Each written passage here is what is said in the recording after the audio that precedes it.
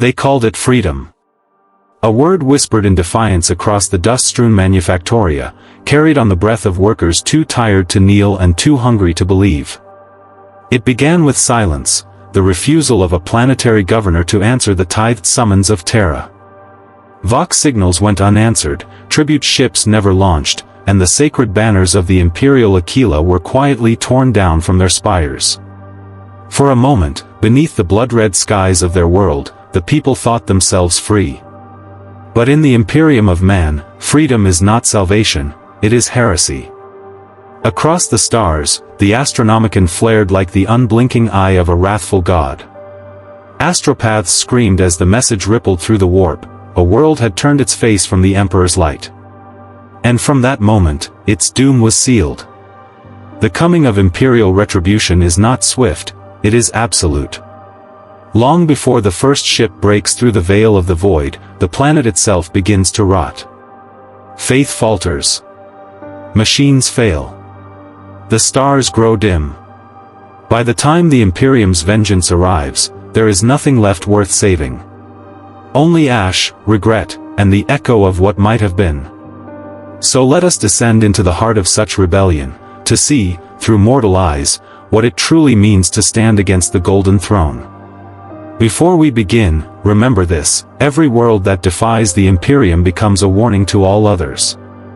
If you find meaning in these dark stories of faith, ruin, and consequence, stand with us.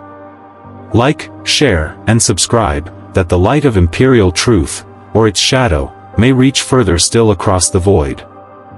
Sorrento's prime was never remarkable. It had no ancient cathedrals, no relics of the Great Crusade, no Primarch once stationed upon its soil. It was simply another cog in the Imperium's endless machine, an industrial world whose skies were forever the color of rusted blood. The air reeked of promethium and despair, and its people were born knowing their worth, to toil, to tithe, and to die unnoticed. For centuries, the planet had done precisely that. Its manufactoria had fed the endless wars of the Astra Militarum, its tithes had been paid in blood and ore, and its governors had bowed, as all good servants should, to the distant, silent majesty of Terra. But time corrodes even faith. The first signs came as small things, too minor to notice amid the clamor of the factories. A missed transmission to the nearest administratum relay. A delay in the latest tithe shipment. A Vox priest who failed to answer his daily canticle and was never seen again. The planetary governor, Lord Halbrecht Varen, dismissed them at first: errors of bureaucracy, the inevitable friction of a machine too vast for mortal hands to manage. Yet in the long halls of his palace, he began to hear the whispers. Not of conspiracy or sedition, no, those would have been easy to crush. These were subtler, quieter. Words that spoke of abandonment. Of a god-emperor who no longer listened. In the manufactoria, men began to work slower. Overseers shouted and were ignored. The ecclesiarchy preachers still bellowed sermons, but fewer heads bowed in reply. It was as if a great weariness had settled over the planet, a soul-deep exhaustion that faith could no longer lift. When a worker collapsed on the assembly floor, clutching a cracked data slate and muttering that the Emperor had turned his face away, no one dared to contradict him. And then came the silence. One morning, the routine planetary Vox link to Segmentum command simply failed. No response, no static, nothing. The Adeptus Mechanicus of the local forge spire performed their rites of calibration and purification, chanting Benharic hymns into the machines until their voices bled, but the silence persisted. Lord Varen convened his council. Some demanded immediate penitence, a planetary fast, a month of prayer to atone for whatever sin had brought this isolation. Others, bolder or more desperate, whispered that perhaps it was not punishment at all. Perhaps the Emperor had finally released them. It was that idea, dangerous, intoxicating, that spread fastest. Among the laborers in the lower Habs, a story took root. They said the Astronomicon had gone dark, that Terra itself had fallen, that the Imperium's chains were broken. No one could prove it, yet in the absence of proof, belief found new shapes. A black market of words emerged in the shadows of the manufactoria. Seditious pamphlets written by hands too afraid to sign their names, passed from worker to worker in secret. The Aquila, once painted proudly on every wall, was quietly scraped away. Lord Varen tried to hold the center. He increased the planetary levies, demanded renewed oaths of loyalty, and executed a dozen agitators in the plaza before the governor's palace. But each drop of blood only fed the hunger for freedom. The administratum adept spoke of inefficiency, of production losses, of rebellion statistics rising, but none dared to say aloud what they all knew. Sorrento's prime was slipping from the emperor's grasp. On the 52nd day of silence from the Imperium, the ecclesiarch of Sorrentos, the venerable sister missionary Althera, made her final sermon. The great basilica was filled with smoke from dying candles. Her voice trembled not with fear, but with something far worse, doubt. She spoke of faith as a flame, fragile yet eternal. But as her words faltered, the congregation heard what she could not say, that her own flame had guttered out. When she fell silent, no one cheered, no one prayed. They simply turned away. By dawn, the basilica was abandoned, and Althera's robes were found folded neatly before the altar, her rosarius resting atop them. She was never seen again. The governor watched from the high balcony of his palace as the smoke of burning icons rose across the city. He told himself it was temporary, a passing madness born of isolation. But deep within, he knew the truth. Without the emperor's voice, without his distant yet absolute gaze, humanity unravels. And Sorrento's prime was already coming apart. That night, as Varen stood alone in the great hall, the planetary voxsphere pulsed faintly for the first time in weeks. Hope, sharp and painful, surged through him. He approached, pressing his gloved hand against the machine's cracked surface. Static whispered like wine through a graveyard. Then a voice, faint and distorted, slipped through the veil. "Your world has been weighed." Varen froze. The words were soft, almost tender. "Your faith has failed." The Vox went dead. For the next 7 nights, the people of Sorrento's prime did not sleep. Dreams came heavy and strange. The workers spoke of iron angels standing in the smog, their eyes like molten glass. Children woke screaming of distant hymns sung backward, of cities burning beneath a sun that wept blood. The Mechanicus priests claimed the disturbances were electromagnetic in nature, the result of environmental instability. The ecclesiarchy called them trials of faith. But the common people, the ones who had nothing left to lose, believed the emperor himself had turned his gaze upon them, not in mercy, but in judgment. By the 10th night, Lord Varen no longer left the palace. His face was pale, sleepless, his once sharp voice reduced to a rasp.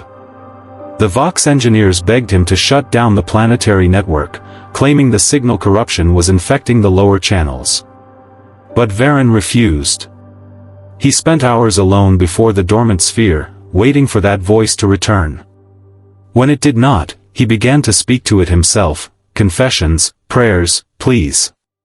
The walls of his chamber bore the marks of his despair, the imperial Aquila carved and recarved until it became something else entirely. In the lower hive habs, rebellion ceased to be rumor and became a rhythm. Armed workers seized manufactoria in the name of the Free Pact of Sorrentos. A banner was raised above the capital, a crude sigil of a broken Aquila, its wings spread in defiance. To many, it was the first true emblem they had ever chosen for themselves. But those who remembered the old stories, the purges, the exterminatus writs, the unending vengeance of the Imperium, felt only dread. Still, hope is a disease that spreads faster than fear. The planetary defense regiments splintered.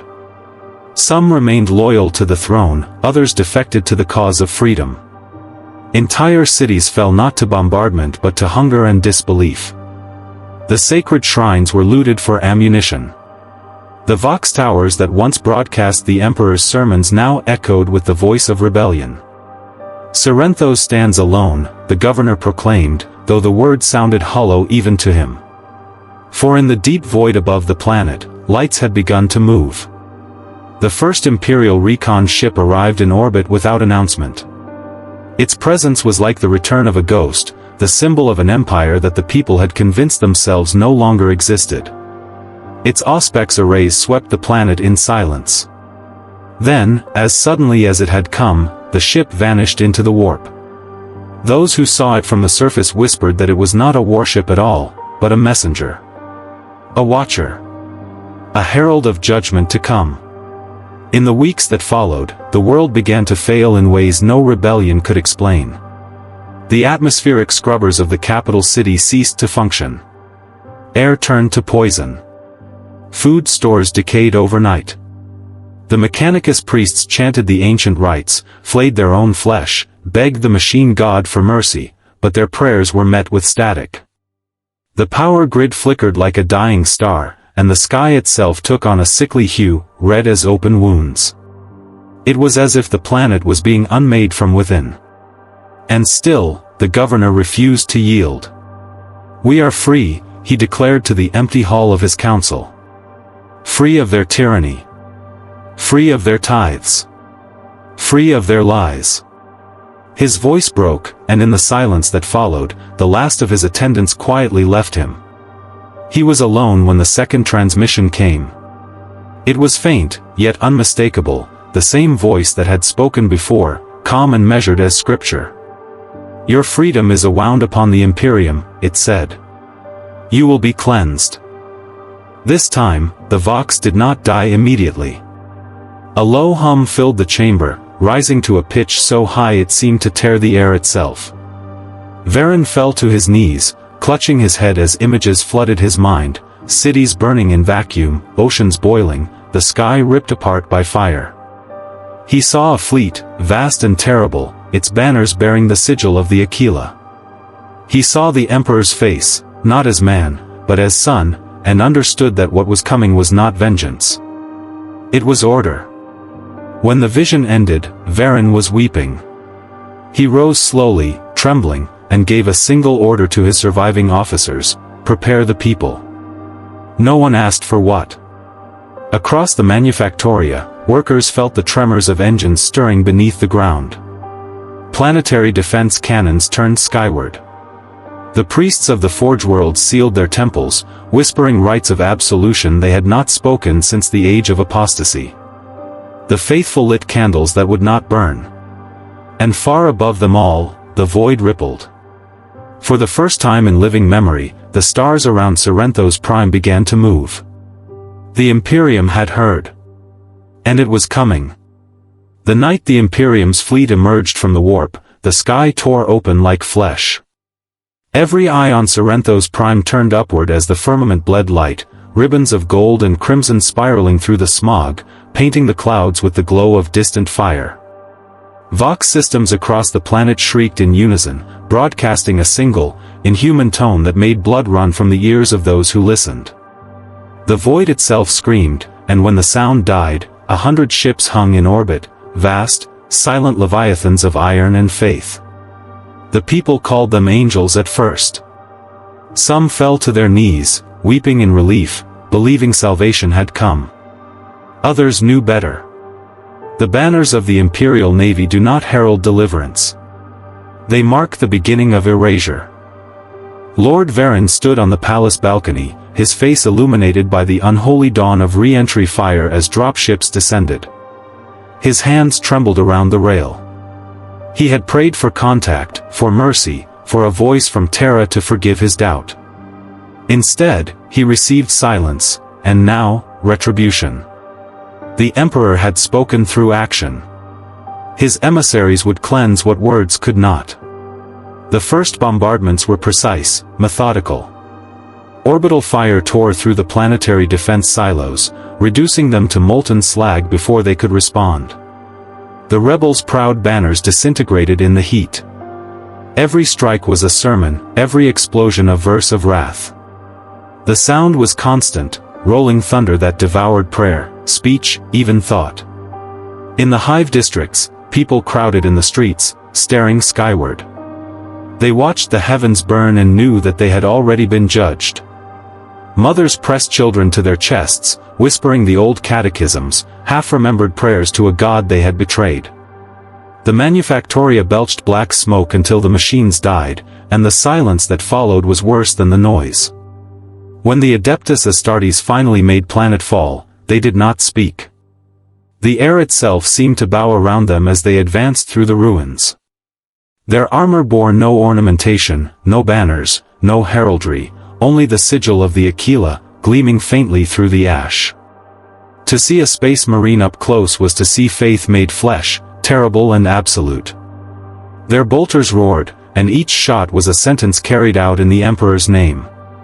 Those who survived the bombardment fled to the underhives, but there was nowhere to hide. The air was poison, the power grids dead, the food stores long since corrupted. Disease bloomed in the darkness. Men turned on one another for scraps, for air, for a moment's hope that would never come. The rebellion collapsed not with gunfire, but with starvation and fear. In the palace, Varen watched it unfold through the fractured lens of the picked feeds. His counselors were gone. His armies were dust. The voice on the Vox had not returned. The once proud governor sat alone in a hall of gold and silence, surrounded by statues of saints whose eyes seemed to accuse him. In their shadow, he understood what the Imperium truly was, not a nation, not an empire, but a memory of obedience carried forward by fear. Outside the palace walls, the Space Marines advanced. The last of the governor's guard made their stand at the gates, their lost guns flashing futilely against Ceramite and Faith. The Astartes moved like executioners, their armor glinting in the firelight, their presence impossibly calm amid the chaos. When they reached the Grand Hall, Varen did not resist. He rose to meet them, his face hollow, his eyes bright with madness. "I kept the faith," he whispered. "I never stopped believing." The Marine before him regarded him in silence. His helm's lenses burned with reflected fire. Then, with a voice like a cathedral collapsing, he spoke the last words Sarenthos Prime would ever hear. "Belief without obedience is blasphemy." The bolt round took Varen's head cleanly, scattering his blood across the marble floor in the shape of a broken Aquila. The world trembled as orbital fire consumed the palace. In orbit, the Imperial fleet turned slowly, its task complete. No transmission was sent. No record of Sarenthos Prime's existence would ever be filed in the archives of Terra. The planet would be stripped, sterilized, and recolonized under a new name. The rebellion would become a myth, then a rumor, then nothing. Yet, as the fleet slipped back into the warp, a faint echo lingered in the void, like a whisper trapped between stars. Some said it was merely residual Vox distortion. Others, in quiet moments, believed it was the voice of the Emperor himself, murmuring a single, sorrowful truth. All men seek freedom. Few understand its price. The sky over Sarenthos burned one final time. Then there was only night. Long after the flames of judgment died upon Sarenthos Prime, the ash did not settle. It drifted endlessly through the air, clinging to every surface, filling every lung, a reminder that faith, once lost, never truly returns. The world was dead, yet it still breathed in fits and gasps, its surface cracked and blackened like the flesh of some vast burned creature. The ruins whispered in the wind. Vox towers stood like broken teeth on the horizon, their voices silenced forever. But in the deep tunnels below, where the bombardments had not reached, something still stirred. They called themselves the Remnants. Men, women, and children who had fled the surface when the sky began to burn. They lived in caverns lit by the dull orange glow of emergency lamps, surrounded by the hum of dying machines. There was no sunlight here, only the soft drip of condensation from stone and the echo of distant screams that never seemed to end. Hunger had made their faces sharp, their eyes hollow. Yet within that hollow gaze flickered something dangerous, hope. Among them walked a woman once known as Sister Althera. The same ecclesiarch whose faith had faltered before the fall. She had survived by chance, or perhaps by curse. Her white robes were gray now, her rosarius gone, her voice hoarse from smoke. But the people followed her all the same, because she still spoke. Even in her doubt, she offered something the others could not: purpose.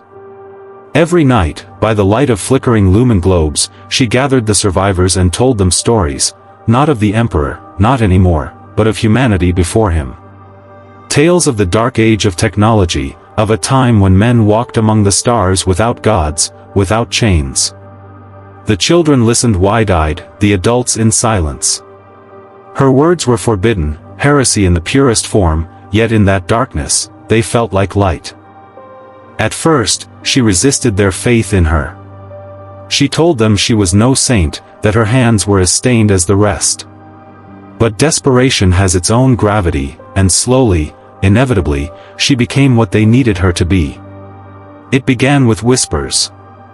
That perhaps the Emperor's silence was not judgment, but freedom. That maybe his fall from grace had been mercy, allowing them to find their own strength. The old prayers were rewritten in secret. The Aquila was replaced with a new symbol, a spiral of ash and flame, representing rebirth. They called their creed the Renewal. Althera never named herself its prophet, but the title grew around her like ivy around stone. The people built her an altar of scrap metal and melted gold. They offered what little food they had. And for the first time since the firestorm, they began to sing again. But faith, any faith, draws attention. In orbit, deep within the observation decks of an inquisitorial cruiser, a man watched through Auspex lenses as the ruins of Sorrento's Prime flickered with new heat signatures. His armor was black as void, marked with the sigil of the Inquisition, a crimson eye crowned with a skull. Interrogator Malchus Vare had been assigned to oversee the aftermath, to ensure the planet's cleansing was absolute. He had expected silence. Instead, he found song. The sound reached him through the Vox relays, a faint, rhythmic chanting that rose from the lower caverns. He could not make out the words, but the tone chilled him. It was not worship. It was something older. Something human. He turned to his attendant, a pale-skinned psyker bound in chains. "Tell me what you sense," Vare demanded. The psyker shuddered. "Not chaos, my lord. Not yet." But, he hesitated, his eyes rolling white. "Belief. Too strong to remain pure for long." Vare's gauntlet clenched. The Inquisition knew too well the pattern, first the loss of faith, then the rise of new gods. It was how chaos found its roots, in hope misdirected, in prayers whispered to something that was never meant to listen. "Prepare an extraction detail," he said. "No flame this time. I want to see what survives in the dark." On the planet below, Sister Althera felt a tremor pass through the air, subtle but real. The lumen lamps flickered, and the cavern seemed to grow smaller around her. She knew that feeling. The Emperor's servants had returned. She looked out at her congregation, hungry, hollow, devoted, and felt a strange calm. The Imperium had burned her world, taken her faith, erased her name. But they had not killed her voice. She raised her hands. "If they come," she said softly, "we will not beg." And somewhere, deep within the ash of Sorrento's Prime, a new faith, fragile, forbidden, and utterly human, drew its first breath. The days that followed were a delicate balance between survival and defiance. The remnants scavenged what remained of the Manufactoria, pulling raw promethium from scorched pipes, melting down machinery for tools, and using broken Vox grills to construct crude communication arrays. Every task was a reminder that life persisted, even under the shadow of annihilation. Yet persistence alone was insufficient. The people needed purpose, a tether to existence, and Althera provided it, though she often wondered if she was merely buying time before the Imperium's gaze fell fully upon them. Fear lingered in every corridor, in every cave. Some nights, the ground trembled faintly, as if the planet itself remembered the bombardments and sought revenge. In those moments, children clutched one another, whispering questions that had no answers. Will they come again? Is the Emperor angry? Adults spoke little. They knew the old answers were gone, and the new ones were dangerous. To question the renewal was to court death, or worse, madness. Yet, even as fear took root, the remnants learned. Mechanics who had once tended the factories now crafted engines powered by scavenged energy cores, enough to run lights and pumps for water.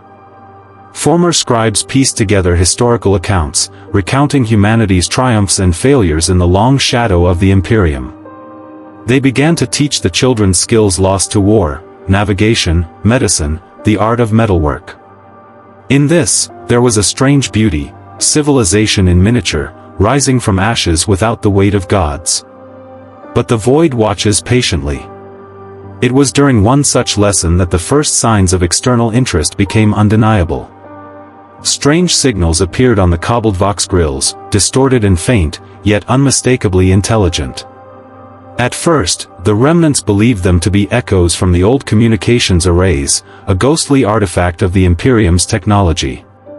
Althara listened, cautious but curious, as whispers filled the tunnels, prayers, chants, perhaps even threats from unseen observers in the void. The signals were inconsistent, appearing and vanishing as though the planet itself were playing a cruel game. The more the remnants attempted to decode them, the more they realized these were not mere messages but assessments. Each spike of energy, each distortion in the vox feed, carried intent. Some were tests of loyalty, others probes to measure strength, and some, terrifyingly, were warnings. Sorrento's Prime was under scrutiny, and the Inquisition's shadow was growing. Still, life pressed forward. The remnants cultivated what little soil remained, using water reclaimed from slag pits and ash-matted rivers. Food was sparse, yet miraculously enough for the survivors to sustain themselves. And every morning, they sang, the songs of renewal, whispered into the darkness, defiant and fragile. Althara herself felt the weight of responsibility keenly. She had not chosen to be the architect of this fragile society, but destiny, or perhaps necessity, had forced her into the role. Each night, she walked the tunnels alone, speaking to the ghosts of faith, to the memory of an emperor she could no longer pray to with certainty. Yet in the cadence of her voice, in the careful instruction of the children and the counsel of the survivors, she found a rhythm that made despair bearable. And as they endured, as humanity clawed itself from the ash, the first whispers of doubt began to emerge among the survivors themselves. What if the signals were more than warnings? What if the fleet that had already burned Sorrento's Prime had returned unseen, waiting for the moment to strike? Some began to murmur that the renewal was folly, that faith, even in oneself, was meaningless against the vast, unyielding machine of the Imperium. These murmurs were hushed quickly, not by force, but by the shared fear that survival itself was now a moral obligation. Yet paradoxically, the remnants clung to life with a ferocity the Imperium could never anticipate.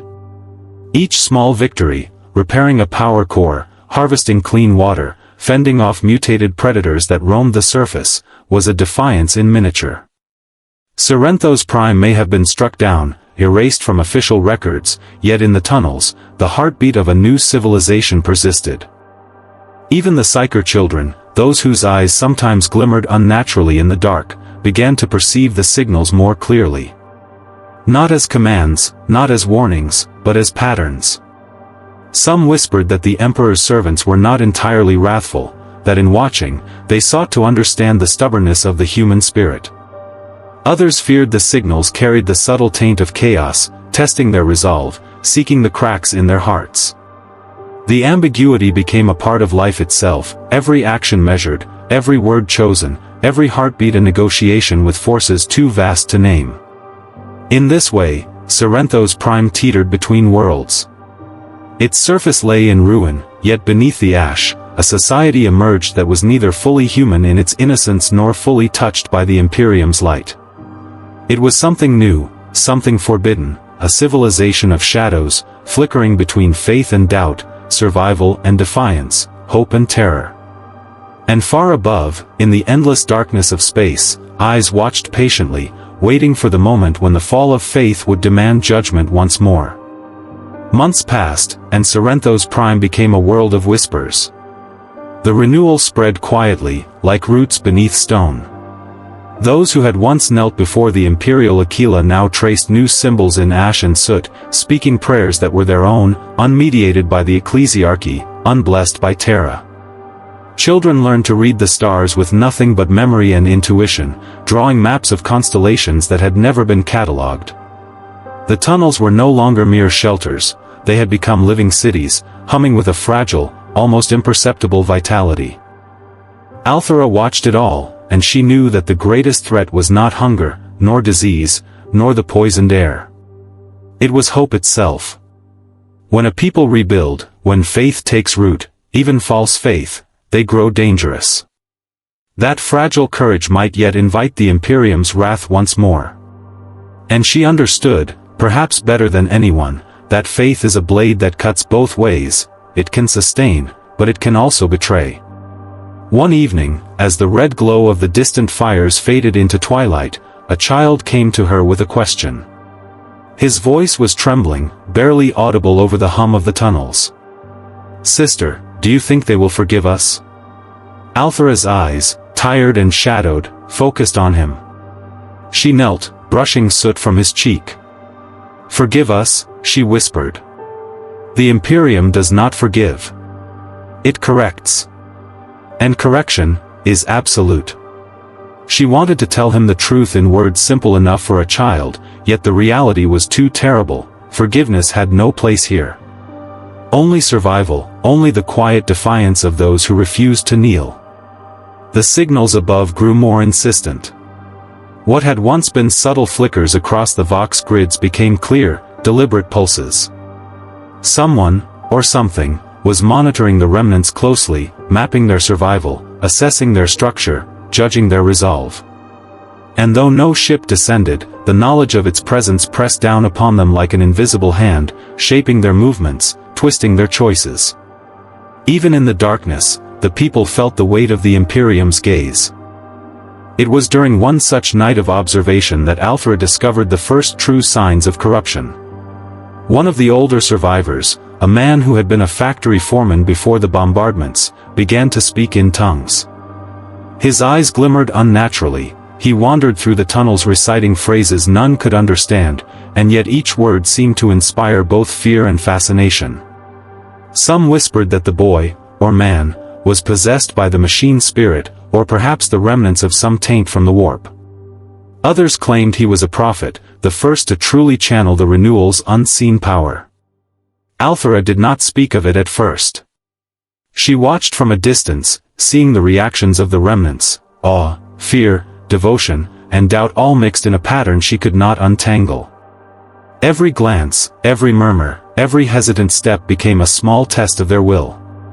And she realized, with a sinking certainty, that the fall of faith was not yet complete.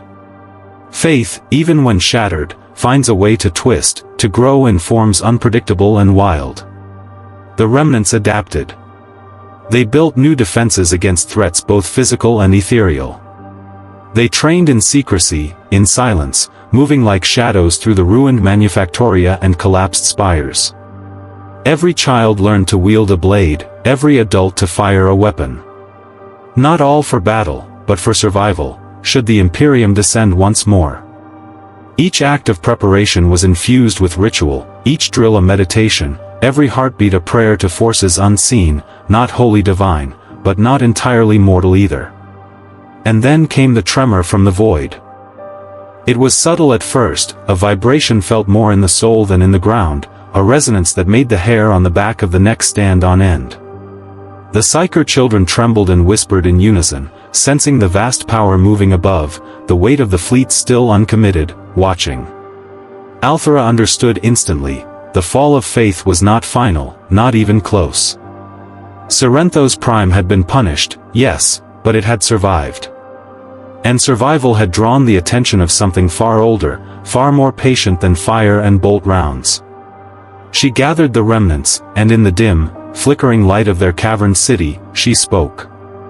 "We are not the past," she said, her voice firm, though it trembled beneath the weight of certainty. "We are what remains when the past has been burned away. The Imperium watches, yes, but what it has left us, is ours to shape. And somewhere above the ashen skies, the pulse of the unknown waited, silent, inevitable, inexorable. Sorrento's Prime was no longer a world of obedience. It had become a world of questions, of fragile hope, and of defiance that would not die easily.